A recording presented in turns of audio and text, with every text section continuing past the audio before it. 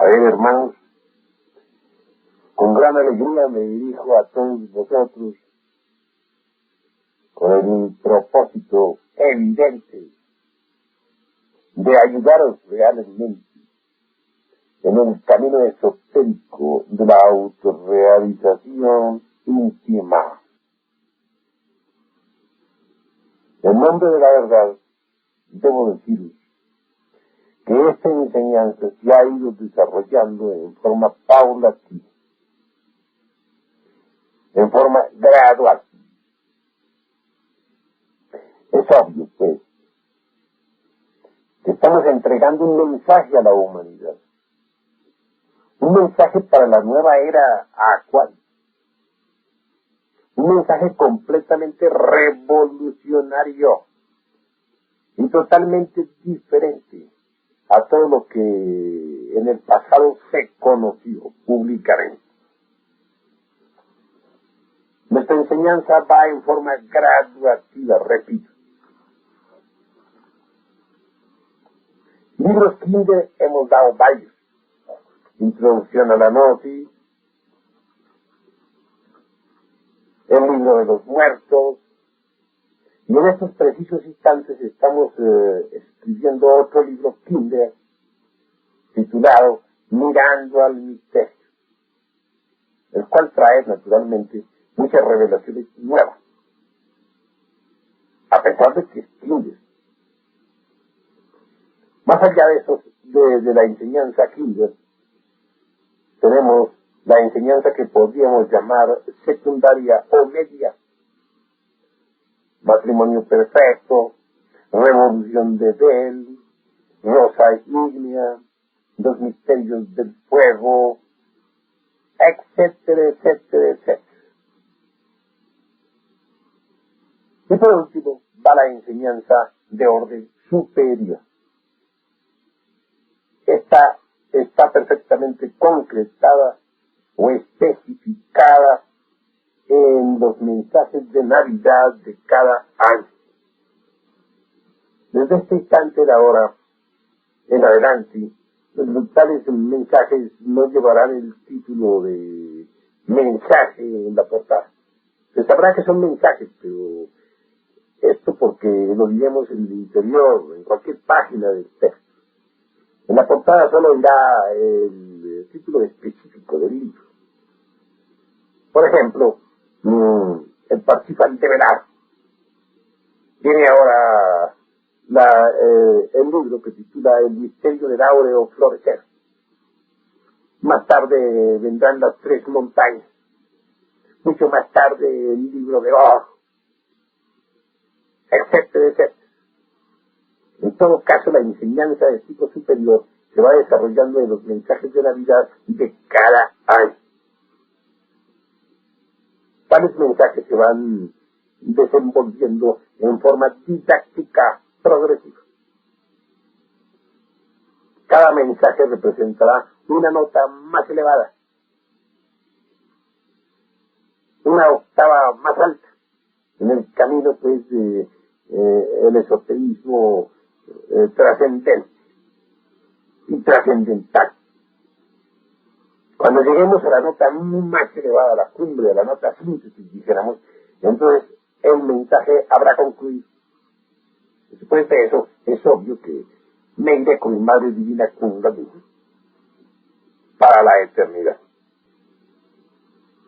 En esto de me iré, hay mucho tengo que decir. No voy, sin embargo, estaré con vosotros, como dijo el Cristo, hasta la consumación de los siglos. Hay que saber entender estas palabras. Bueno, mis caros hermanos, dejando a un lado todo este preámbulo, solamente quiero rogarles a ustedes la necesidad de estudiar más a fondo en los mensajes de Navidad de cada año. Es necesario que se reproduzcan estos mensajes incesantemente, porque hasta ahora no se han reproducido. Se agotan las ediciones y no hay quien los reproduzca. Y eso es verdaderamente muy lamentable.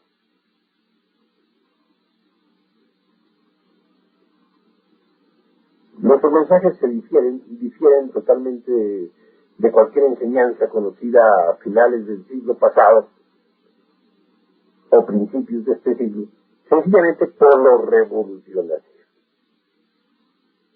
Examinemos pues algunos casos concretos para que comprendamos en qué consiste tal revolución.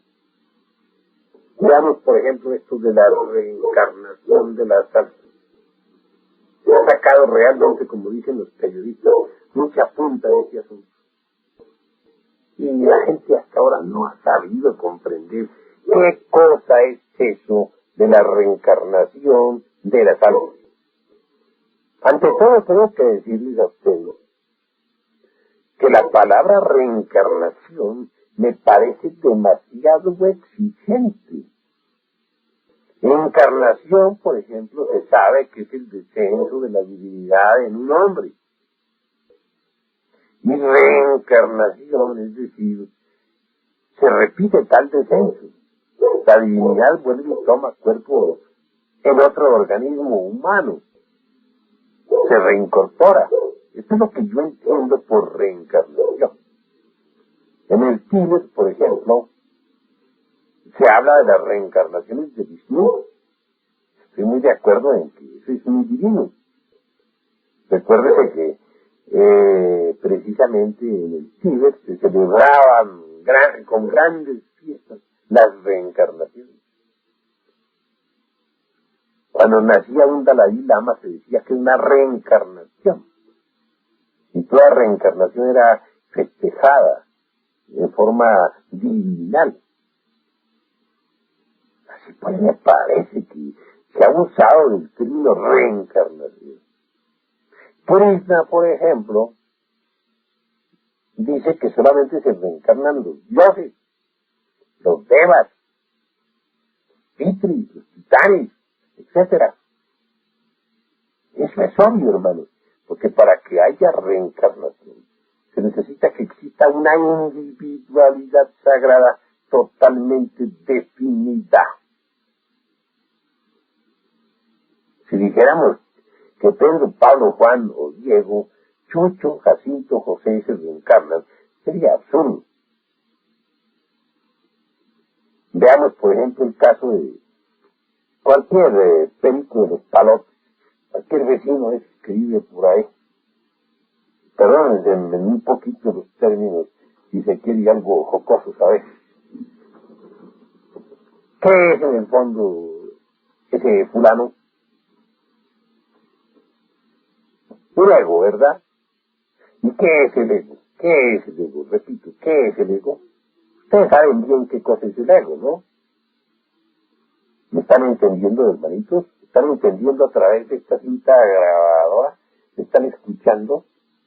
Atención, por favor, atención.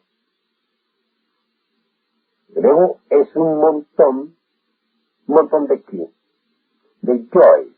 Ah, bueno, está claro, un montón de joy. Entonces es una suma de joy. Hablando sencillamente al estilo de los hindustanes o de los budistas, para ser más claros, decimos que es una suma de agregados psicológicos. Decir agregados o decir joy es lo mismo. Ahora bien, que esos agregados personifiquen a determinados errores es verdad. El agregado de la ira o los agregados de la ira, porque son múltiples, son realmente hasta cierto punto criaturas subjetivas o demonios, mejor dijéramos, de tipo subjetivo, dentro de los cuales está enfrascada la conciencia. Envidia, ustedes saben lo que es la envidia, que son muchos los yoes de la envidia, los agregados de la envidia. Fornicación, espantoso es eso, ¿verdad? Son tan innumerables los yoes fornicarios que uno se queda asombrado. Así pues, después de la muerte lo que continúa es un montón de diablos. Repito, después de la muerte lo que continúa es un montón de diablos. Decir que ese montón de diablos se reencarna es un poco absurdo. Piénsenlo bien ustedes, hermanos, o mejor dijéramos, pongan ustedes su mano derecha en el corazón. Pregúntense a sí mismos si sería correcto decir que ese montón de demonios, yoes o agregados que personifican nuestros errores se reencarnan. ¿Acaso los yoes tienen una individualidad definida para decir que se reencarnan? ¿Ustedes saben lo que es una individualidad sagrada? Si los yoes son muchos, ¿dónde está la individualidad? Ahora, si no hay individualidad, ¿quién es el que se reencarna? Es obvio que los yoes no pueden reencarnarse, se reincorporan, es decir, retornan. Eso es otra cosa. Sí, cada uno de vosotros ha retornado muchas veces, eso es verdad. Habéis tenido muchos cuerpos en el pasado, eso es cierto. Pero eso no es reencarnación. La reencarnación es para los individuos sagrados, óiganlo bien, para aquellos que no tienen yoes, que no tienen agregados psicológicos, que son espíritus divinos, puros, inmaculados. Decir que un espíritu divino se reencarna, eso sí es correcto. Pero si hay yoes, ¿cómo puede haber reencarnación? Lo que se habría entonces serían retornos, o retornos. ¿Entendido, mis caros hermanos? ¿Me estáis escuchando bien? ¿Me estáis comprendiendo? Diferenciemos, pues, hagamos un análisis profundo. Distingamos entre lo que es reencarnación y lo que es retorno. El ego retorna. Los individuos sagrados se reencarnan. ¿Comprendido? Entender esto es maravilloso, porque ya, con el solo comprender de esto, ya hay revolución. ¿Y qué diremos, por ejemplo, sobre lo que podríamos llamar evolución? Ya sabemos que la evolución existe, yo no la estoy negando. Que a ustedes los refutan por ahí, diciéndoles que nosotros estamos equivocados, respondan diciendo que nosotros jamás negamos la ley de la evolución. Que lo que sí de ninguna manera podemos aceptar es el ponerle, dijéramos, a esa ley atributos psicológicos que no tiene. Es obvio que hay evolución en todo lo que nace, en todo lo que crece y se desarrolla. Veamos cualquier planta. Hay evolución en la semilla que germina, en el tallo que poco a poco se va desenvolviendo, en el árbol que da fruto. Pero existe involución en el vegetal que se marchita, en esas hojas que caen, en ese arbusto que por último se convierte en un montón de leños. Y eso es obvio. ¿Podría alguien realmente refutarnos eso? Indudablemente que no es así. Y si nos refutan, lo hacen de una forma completamente absurda.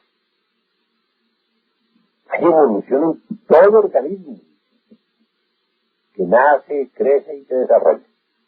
Hay evolución en todo organismo que decrece y se marchita y muere. Nosotros nos apartamos de las leyes de la evolución y de la involución porque son completamente mecánicas, porque pertenecen a las ruedas del samsara. Nosotros follamos la senda de la revolución de la conciencia que es la que nos conduce a la liberación final.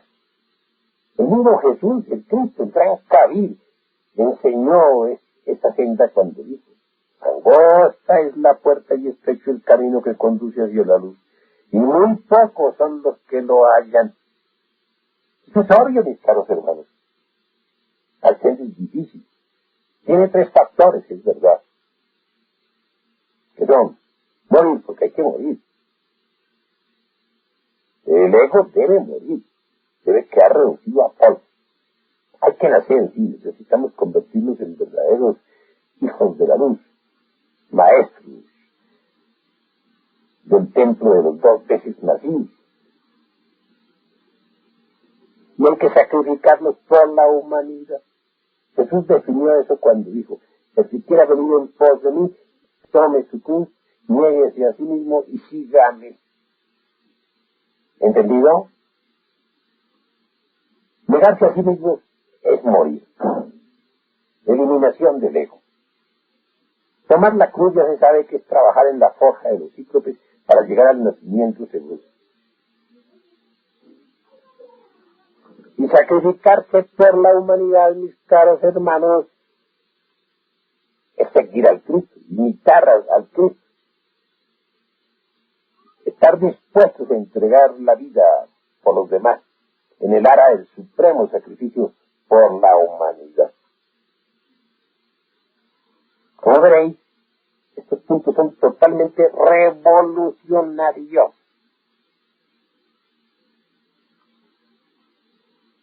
Examinemos otro aspecto, aquel que llaman mentepsicosis o transmigración de las almas. Muchos confunden a la reencarnación con la mentepsicosis de Pitágoras. Es que la gente no está bien informada, hermanos, no está bien informada. Es un problema que tenemos. Nos toca a nosotros rebatir muchos errores. Es claro que los que, dijéramos, están totalmente fanatizados por dichos errores, reaccionan contra nosotros furiosos. Pero la verdad es la verdad y hay que decirla cueste lo que cueste. La mentepsicosis de Pitágoras no es la reencarnación de las almas. Que no se confunda una cosa con otra. La mentepsicosis es la misma doctrina de la transmigración enseñada por el señor Krishna en la India, por ahí hace unos 1000 años antes de Jesucristo. Entiéndese por mentepsicosis o transmigración todos los procesos evolutivos e involutivos de la rueda del samsara. Indudablemente, a toda alma se le asignan 108 existencias para que se autorrealice. Es incuestionable que si durante esas 108 existencias no logra una alma autorrealizarse, entonces ingresa en la involución mineral sumergida. Desciende dentro del interior del organismo planetario, recapitulando procesos humanos, animálicos, vegetaloides y mineraloides. Cuando se ha hecho tal recapitulación de tipo más bien involutivo, regresivo, descendente, entonces viene la muerte segunda, de la cual habla el Apocalipsis de San Juan y el Evangelio de nuestro Señor el Cristo. El ego queda reducido a ceniza y la esencia, esa pequeña alma dentro de nosotros, liberada, emancipada, sale otra vez a la superficie, a la luz del sol. Reinicia nuevos procesos ascendentes, evolutivos que parten desde la dura piedra, que se continúan por el estado vegetal, que prosiguen en la estadía animal y al fin llegan al estado humano. Así la esencia o la alma de las almas liberadas reconquistan el estado humano que otrora perdieron. Al lograrse tal reconquista, pueden asignarle otras 108 vidas al alma que ha entrado en organismos humanos. Y si se autorrealiza durante ese proceso, pues magnífico, pero si durante ese tiempo no logra la autorrealización, entonces se repite el proceso. Vuelven otra vez las involuciones y las evoluciones, etcétera, etcétera, etcétera. Esa es la rueda del Santara. Esa es la metempsicosis de Pitágoras, que muchos confunden con la teoría de la reencarnación de las almas. Esa es la doctrina de nuestro señor Krishna, el gran avatar hindú. Doctrina que él preconizara hace unos 1000 años, como dije, antes de Jesús el Cristo.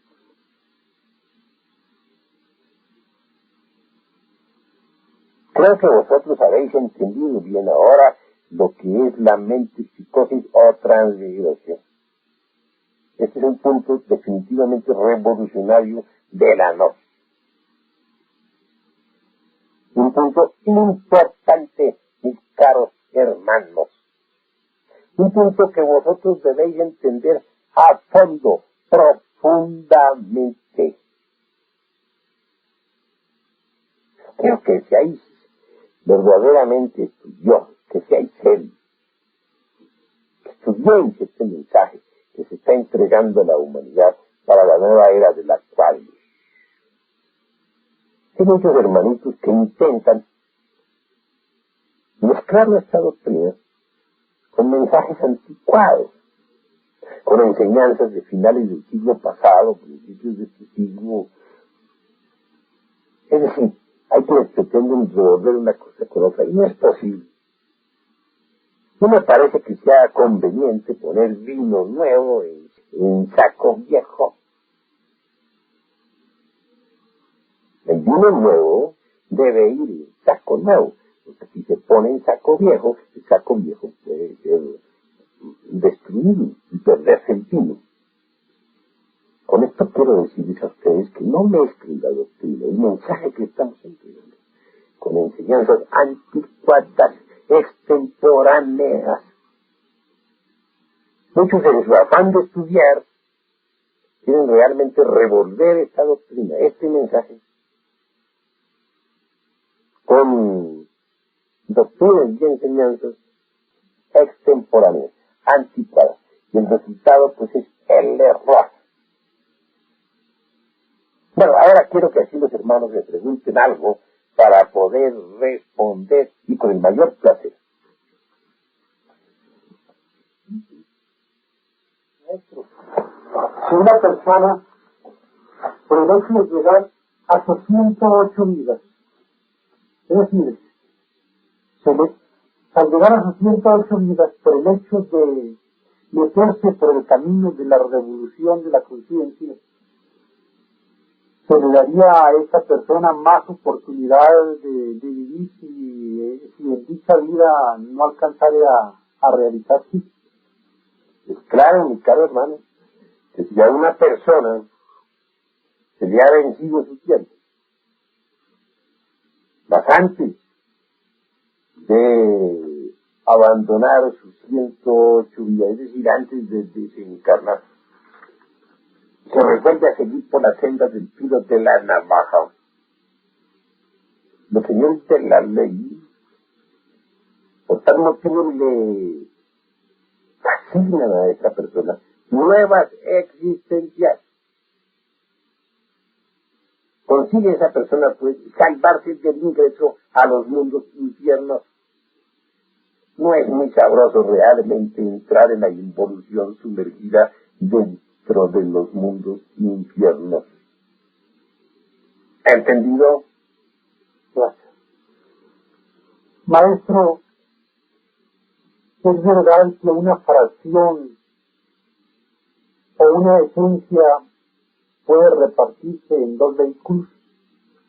Se dan casos muy especiales, mi caro hermano, en que una esencia quede repartida en dos personalidades diferentes. Un caso, por ejemplo, muy interesante fue el de nuestro hermano Pedro López Lindo. Él se sentía viviendo en dos lugares diferentes.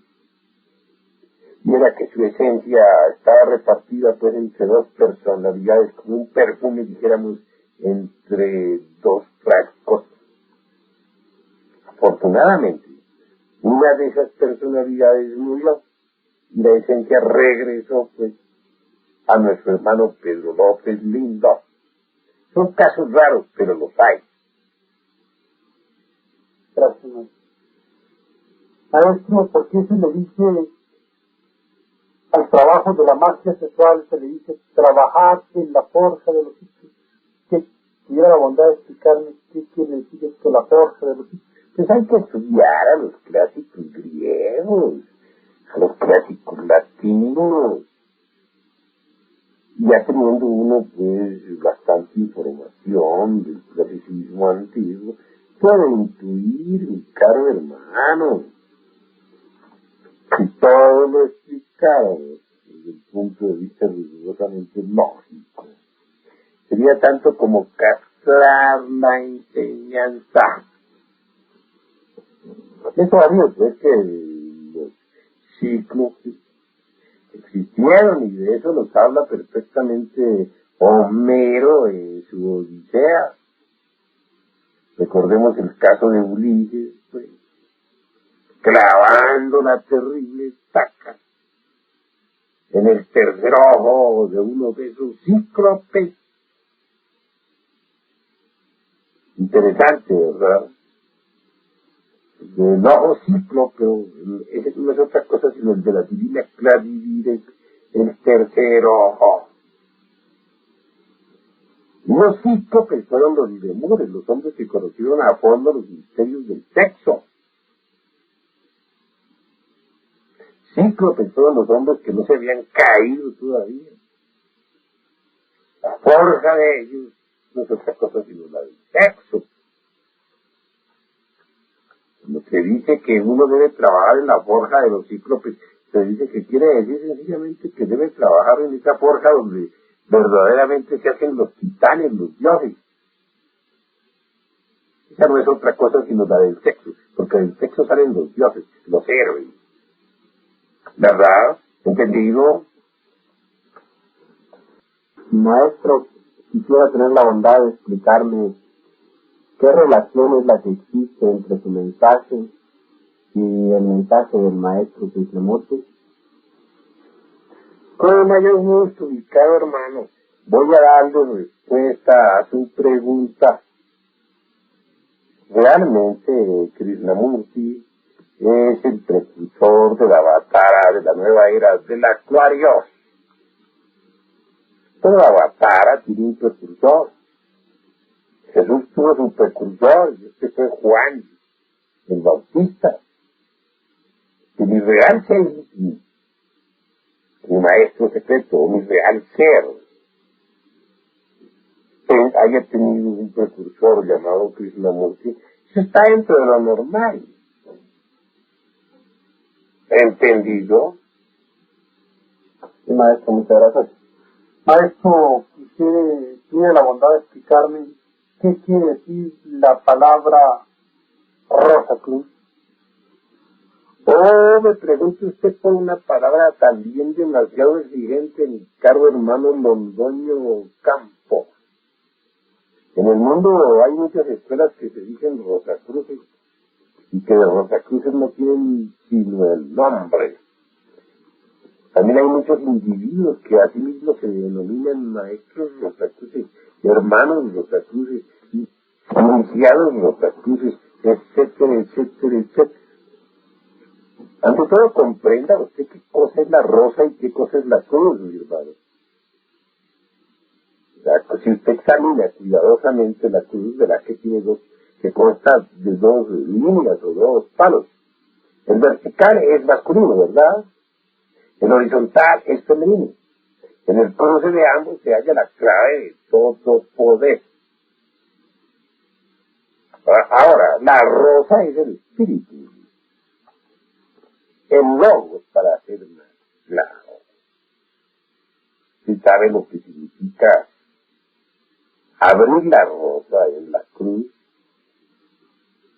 que florezca la rosa en la cruz, es decir, en el sexo, en el centro de los palos vertical y horizontal. ¿Cómo va y de qué manera va a florecer la rosa en el sexo? La cruz es el sexo, oígalo bien. Y para que la rosa florezca en el sexo, ¿qué se necesita? La rosa es el logos, repito. ¿Y en qué forma va a florecer en el sexo? ¿En la cruz? Solamente por medio de la magia sexual, ¿verdad? Eso es obvio. Claro, esto podrán escandalizarse muchos, sobre todo los fanáticos de las distintas escuelas de tipo pseudo-rosa cruz. En nombre de la verdad tengo que decir que verdadero Rosacruz solo es el logo. Hablando en forma plural, Rosacruces son los locos. Solo aquel que haya alcanzado el estado logoico se convierte en Rosacruz. Rosacruz un Buda, Rosacruz un Jesús de Nazaret, Rosacruz un Hermes Trismegisto, etc. Es obvio que muchos aspiran a ser Rosacruz. Para ser Rosacruces se necesita ser gnósticos. No es posible llegar a convertirlos en Rosacruces si antes no hemos sido gnósticos. Los gnósticos trabajamos con la G. Nosotros los gnósticos trabajamos con la G de la generación, con la G maravillosa del sexo. Para poder ser Rosacruces, para llegar a ser Rosacruces, debemos antes haber sido gnósticos. Debemos antes haber trabajado en la fragua encendida de Vulcano. Solo así florecerá la rosa en la cruz. ¿Entendido? Maestro, al llegar al final de la séptima gran raza de esta cuarta ronda, ¿la Tierra de ese entonces se convertirá en una nueva luna? Claro, mi caro hermano, que después de la séptima gran raza raíz de nuestro planeta Tierra, nuestro mundo habrá de convertirse en una nueva luna. Los mundos nacen, crecen, envejecen y mueren. La luna que nos ilumina, por ejemplo, fue un mundo que tuvo rica vida en abundancia. En el pasado Mahamvantara de Padma o de loto de oro. Pero ese mundo, después de su séptima raza humana, se convirtió en un cadáver. Y ahora es lo que es, una luna. Así también sucederá aquí con el planeta Tierra. ¿Comprendido? Sí, maestro. Maestro, el caso de los bodhisattvas caídos, ¿cómo se le podría llamar a su existencia? ¿Sería un retorno o sería una reencarnación? Pues en cuanto al caso de los bodhisattvas caídos, debo responder que en ellos hay reencarnación, puesto que ya poseen el embrión áureo del cual hablo en mi obra titulada El misterio del áureo florecer. Sin embargo, hay algo de retorno en ellos también. Ese tal retorno en ellos se debe sencillamente a que poseen yoes. Los poseen porque están caídos. Puede que en un pasado los hayan eliminado radicalmente, pero al caerse los yoes resucitan.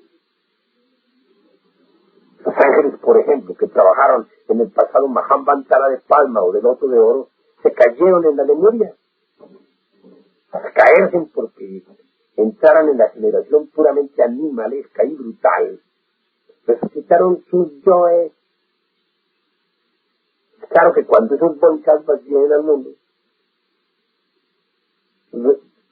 reencarnan por el hecho de que son embriones, poseen el embrión áureo, pero como tienen yoes, también en ellos hay retorno, el retorno de los yoes. Pues en ellos, hay pues en ellos, para hablar más claro, una mezcla de la reencarnación con el retorno. ¿Entendido? Más sinceras.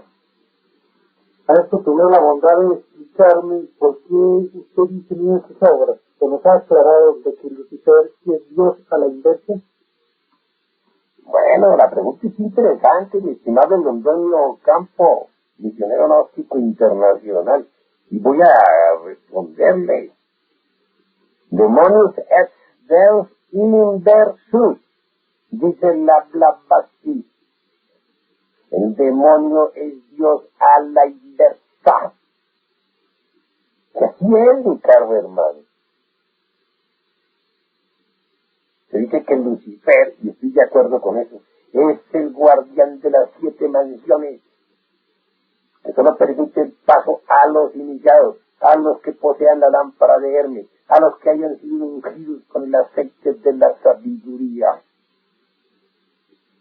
El demonio es Dios a la inversa, se convierte en el celoso guardián de los misterios. Es un poquito trabajoso de comprender a simple vista debido a los prejuicios que tenemos en la mente. Nos hemos acostumbrado a pensar que Lucifer es un demonio y nada más que eso, que Lucifer es el diablo y nada más que eso. Y cuando se nos da una explicación diferente nos horrorizamos. ¿Verdad? La comprendamos. La divinidad, pues, al revés, Lucifer. ¿Y qué? ¿Por qué se escandalizan ustedes de eso? Estoy de acuerdo con la Blavatsky, demonios es Deus in versus. Pero vamos un poquito más lejos. Pensemos en Lucifer como aquel ser terrible que tiene en una mano la balanza y en la otra la espada de la justicia cósmica. Esto puede ser que los asuste a ustedes un poquito. Me temo que los asuste. Pero voy a explicarles. Es el fuego universal, Lucifer. Si el fuego universal es Lucifer, entonces ¿por qué se asustan? No se asusten. Mejor sería pensar que Shiva, el tercer lobo, el primogénito de la creación, o nuestra mónada divina, dentro del campo de acción del mundo universal, personifica a Lucifer. Hay que un modus esperandi de Lucifer en nuestra mónada, eso también nos horroriza mucho. Es que tenemos tantos prejuicios contra las palabras que hemos aprendido. Y debemos libertarnos de los prejuicios. Piensen ustedes por un momento en el tercer logos, es decir, en nuestra mónada individual.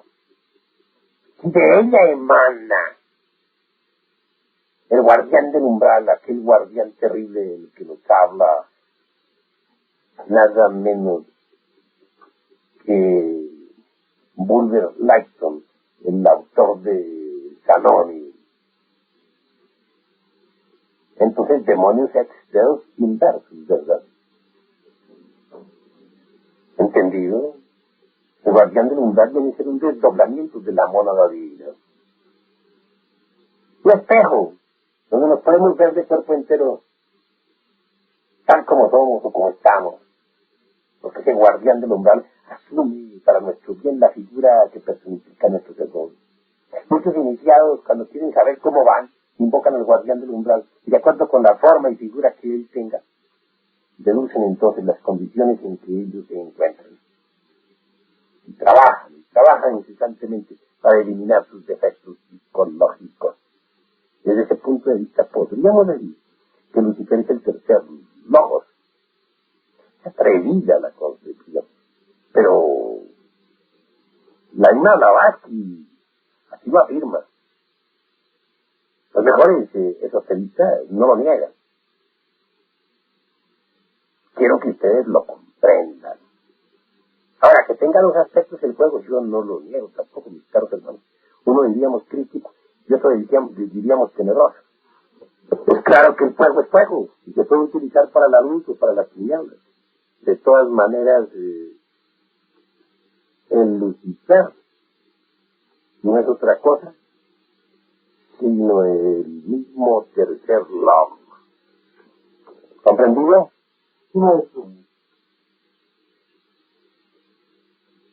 Maestro, entonces, de acuerdo a su explicación tan clara y tan científica que nos acaba de dar, por orden del umbral viene a ser un desdoblamiento de nuestra mónada divina. Entonces, en último, también viene a ser un desdoblamiento de nuestra misma mónada divina. Eso es claro, de la mónada divina surgen distintos desdoblamientos de cada hermano. Eso es claro. De todas maneras, la mónada divina es encima de la sabiduría oriental, el tercer logos, el primogénito de la creación. De él surgen diversos desdoblamientos. ¿Comprendido? Sí, maestro.